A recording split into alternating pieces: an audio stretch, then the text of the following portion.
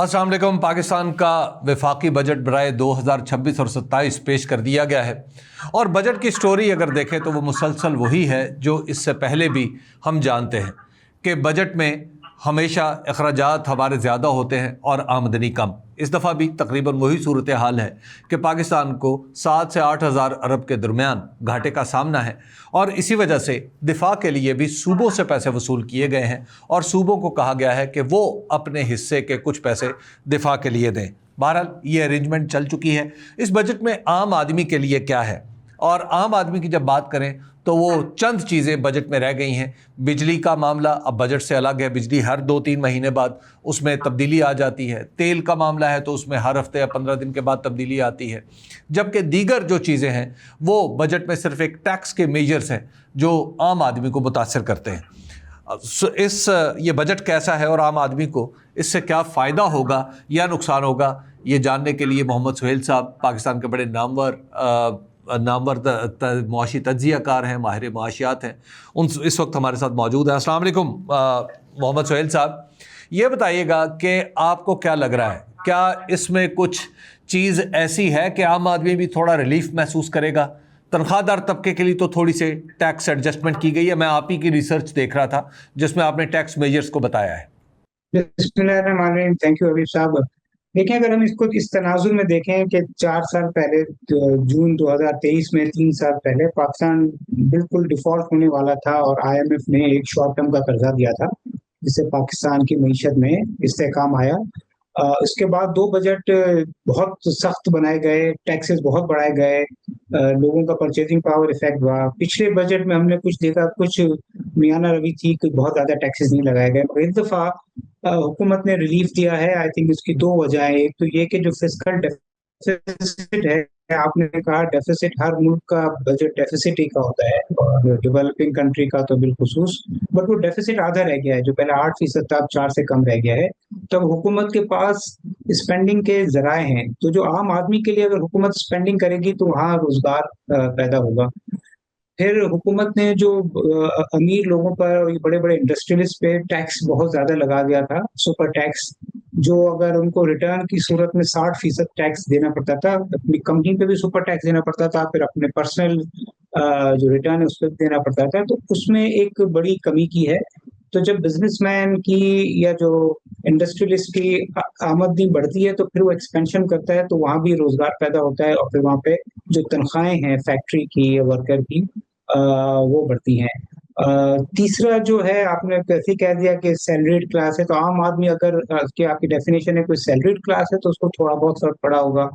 एक और चीज जो पिछले 2-3 साल में होती आ रही है, चूंकि टैक्स रेवेन्यू टारगेट हुकूमत का पूरा नहीं होता था, तो हुकूमत जो है पेट्रोल पे 50 रुपए तक की लेवी होती थी, उसको 50-60 के करीब, वो 80 के करीब कर दी थी, और हर साल उसमें इजाफा ही हो रहा था। इस साल पेट्रोलियम डेवलपमेंट लेवी नहीं बढ़ाएगी, इसका मतलब है कि अगर दुनिया में तेल की कीमतें घटती हैं या बढ़ती हैं तो वो इम्पैक्ट पास ऑन होगा। बज़ाहिर यही लग रहा है कि अगर ईरान की वॉर खत्म हो गई और ये तेल की कीमतें घट गई तो शायद तेल। लेकिन लेकिन सुहेल साहब, जहाँ पे लेवी पहले से मौजूद है और फिर जिस तरह गवर्नमेंट उसको एडजस्ट करती है कि बीच में भी एडजस्ट कर लेती है, यानी साल के बीच में भी एडजस्ट करना शुरू कर देती है। नहीं हबीब साहब, 80 रुपए पिछले काफी अरसे से है, IMF से एग्रीड है। 80 रुपए पेट्रोल, 80 रुपए डीजल। जो हुकूमत एडजस्ट कर रही है वो ये करती है कि डीजल पे कम करती है तो पेट्रोल पे बढ़ाती है, पेट्रोल पे कम करती है तो डीजल पे। ये देखिए, ये सेंसिबल है, इसलिए कि डीजल और पेट्रोल दुनिया भर में एक ही रेट होता है, एक ही ईंधन है। कोई गाड़ी डीजल की होती है, कोई पेट्रोल की। अब डीजल की आजकल दुनिया भर में शॉर्टेज है तो कीमत बढ़ गई है, तो हुकूमत ने वहां लेवी कम कर दी है। अगर डीजल की कीमत बढ़ा देंगे तो वो महंगाई के लिए ज्यादा खतरनाक होगा, क्योंकि जो ट्रांसपोर्टेशन होती है हमारी गुड्स, 15 रुपए कर चुकी है या 110 रुपए पेट्रोल पे 80 की जगह, बट उसका जो फायदा है वो डीजल में आ रहा है। तो पेट्रोलियम डेवलपमेंट लेवी बजट में बरकरार रखी गई है। तो आम आदमी को मेरे ख्याल में डायरेक्टली तो कोई ज्यादा फायदा नहीं होगा, मगर इनडायरेक्टली अगर इकोनॉमिक एक्टिविटी बढ़ती है और इंडस्ट्रियलाइजेशन बढ़ती है तो रोजगार की सूरत में होगा। मगर अभी भी आप को ये देखना है कि हम आईएमएफ के प्रोग्राम के अंडर हैं। आईएमएफ के प्रोग्राम में बहुत ज्यादा आप एक्सपेंशनरी बजट नहीं बना सकते। तो मैं इस बजट को पिछले 3 साल के जो टाइट बजट थे, इसको मैं न्यूट्रल कहूंगा। कि हुकूमत ने अपना जो है फिस्कल डेफिसिट को बहुत ज्यादा कम करने का प्लान नहीं किया, क्योंकि जब आप फिस्कल डेफिसिट कम करते हो तो उसके लिए आप टैक्स बढ़ाते हो। तो मुझे लगता है कि मियाना रवि का एक न्यूट्रल सा बजट है।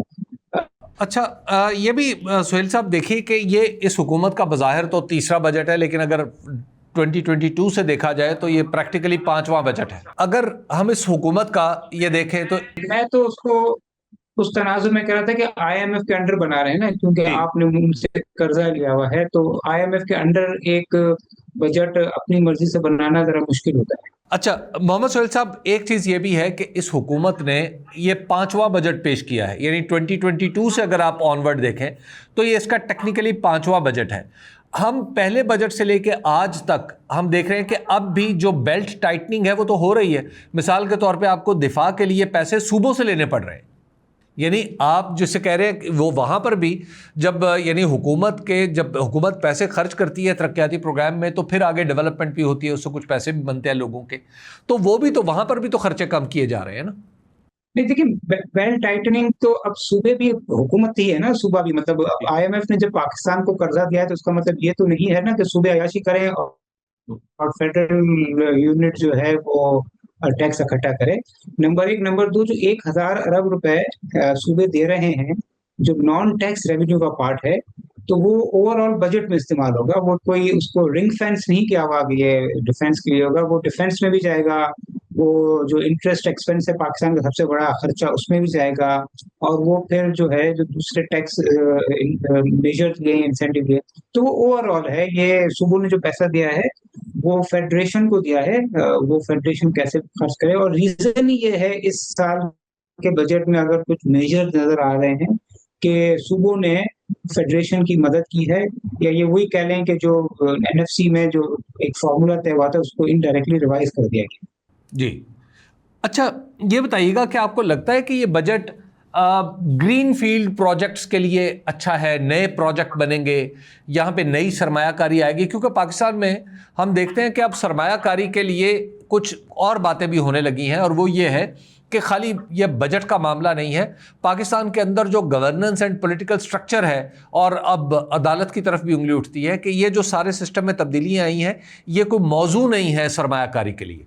हाँ, नया ग्रीन फील्ड प्रोजेक्ट या नई इन्वेस्टमेंट है। अब उसके लिए अलमिया ये है कि पिछले 10 साल से जीडीपी इतनी कम रही है ग्रोथ, और आम आदमी का परचेजिंग पावर इतना मुतासिर हुआ है कि हमने कंजम्पशन कम कर दी है। इसलिए कोई मोटरसाइकिल या कोई पंखा या कोई सैनिटरी या कोई सीमेंट, उसके प्लांट की जरूरत ही नहीं है।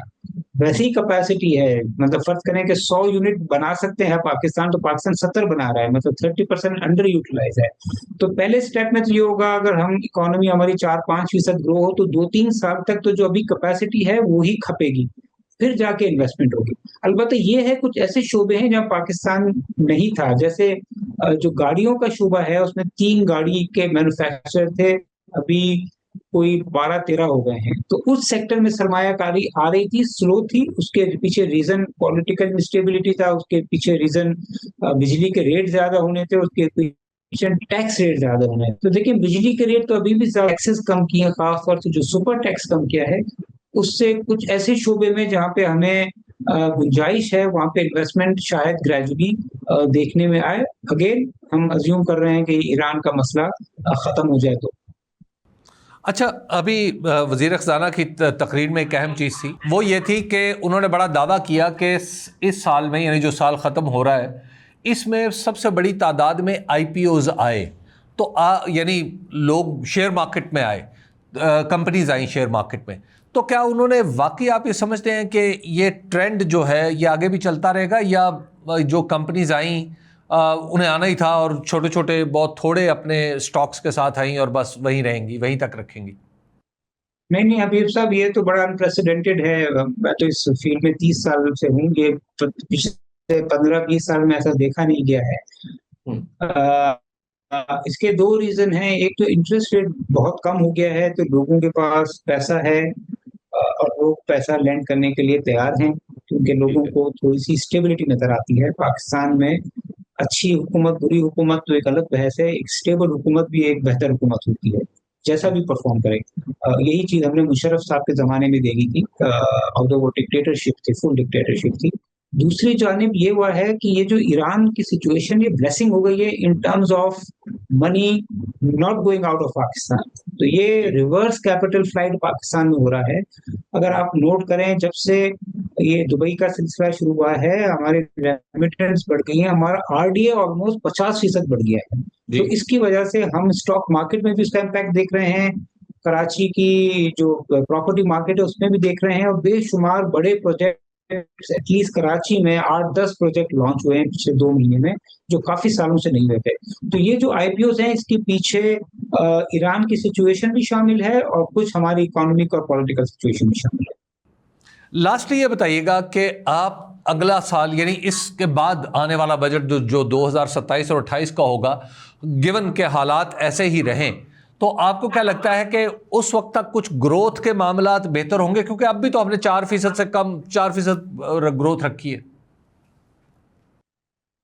देखिए, ये 4% ग्रोथ मेरे ख्याल में इसलिए है कि आईएमएफ बहुत सख्त है, क्योंकि आईएमएफ ने कहा है कि यहाँ की हुकूमत जो है वो आती है, एक साल परफॉर्म करती है, फिर उसके खर्चे बढ़ जाते हैं और वो फिर जीडीपी बढ़ाने के चक्कर में इम्पोर्ट बढ़ा देती है। तो आईएमएफ बड़ा सख्त है। अभी तो प्राइम मिनिस्टर ने खुद कहा कि मैंने बात की है एमडी से, तो उन्होंने रिलैक्सेशन दी है।